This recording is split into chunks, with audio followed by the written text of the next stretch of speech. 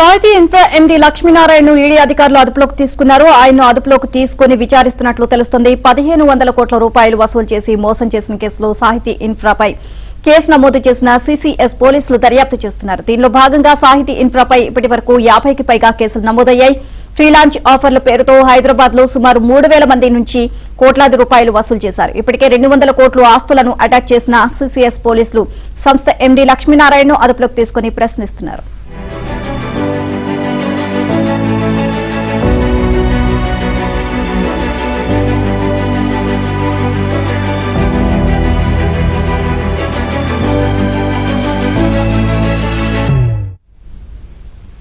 సాహితీ infra MD లక్ష్మీనారాయణను ED అధికారులు అదుపులోకి తీసుకున్నారు. ఆయన్ను అదుపులోకి తీసుకుని విచారిస్తున్నట్లు తెలుస్తోంది. 1500 కోట్ల రూపాయలు వసూలు చేసి మోసం చేసిన కేసులో సాహితీ ఇన్ఫ్రాపై కేసు నమోదు చేసిన సిసిఎస్ పోలీసులు దర్యాప్తు చేస్తున్నారు. ఇదే అంశానికి సంబంధించి మరింత సమాచారాన్ని మా క్రైమ్ కరెస్పాండెంట్ ప్రవీణ్ అడిగి తెలుసుకుందాం. ప్రవీణ్, అప్డేట్స్ ఏంటి దీనికి సంబంధించి?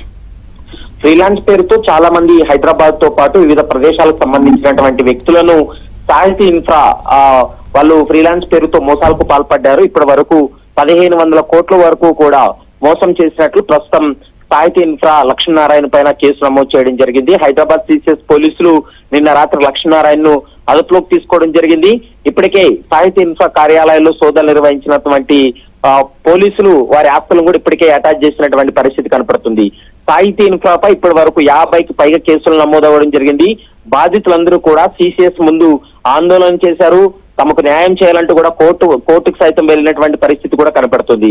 రియల్ ఎస్టేట్ పేరుతో వేలాది మందిని రోడ్డును పడేసిన దాంట్లో సాహితీ ఇన్ఫ్రా ఒక కీలక పాత్ర పోషించింది. కాబట్టి ఫ్రీలాన్స్ ఆఫర్లతోటి హైదరాబాద్ లోనే సుమారు 3000 మంది నుంచి కూడా కోట్ల రూపాయలు వసూలు చేసినటువంటి పరిస్థితి కనపడుతుంది. బాధితులు ఇచ్చినటువంటి ఫిర్యాదుతోనే హైదరాబాద్ లో గతంలో సిసిఎస్ పోలీసులు కేసు నమోదు చేసి ఇన్వెస్టిగేషన్ కూడా కొనసాగించినటువంటి పరిస్థితి. ఇప్పటి వరకు 200 కోట్ల వరకు కూడా సాహితీ ఇన్ఫ్రాకు సంబంధించినటువంటి ఆస్తులను సిసిఎస్ పోలీసులు అరెస్ట్ చేసినటువంటి పరిస్థితి కూడా కనపడుతుంది. వీరందరినీ కూడా మోసం చేసినటువంటి సాహితీ ఇన్ఫ్రా ఎండీ లక్ష్మీనారాయణ పరారుండడంతో నిన్న అతన్ని అదుపులోకి తీసుకోవడం జరిగింది. గతంలో ఏపీలోను సాహితీ ఇన్ఫ్రా యజమాని లక్ష్మీనారాయణపై కూడా కేసులు నమోదయ్యాయి. ఆ ఏపీకి సంబంధించినటువంటి ఆస్తులను కూడా ఏపీ పోలీసులు అక్కడ అటాచ్ చేసినటువంటి పరిస్థితి అయితే కనపడుతుంది. మరోవైపు కోట్లలో మోసం జరగడంతో ఇదంతా మనీ లాండరింగ్ కు పాల్పడ్డారనేటువంటి అభియోగాలతోటే ఇప్పటికే ఈడీ అధికారులు కూడా ఈసీఐఆర్ నమోదు చేసి అరెస్ట్ చేసి రిమాండ్ కూడా తరలించినటువంటి సందర్భాన్ని కూడా మనం చూసాం. ప్రస్తుతం ఈ కేసుకు సంబంధించి విచారణ అయితే కొనసాగుతుంది. వేలాది మంది బాధితులకు ఏ విధంగా న్యాయం చేయబోతున్నారని మాత్రం చూడాలి.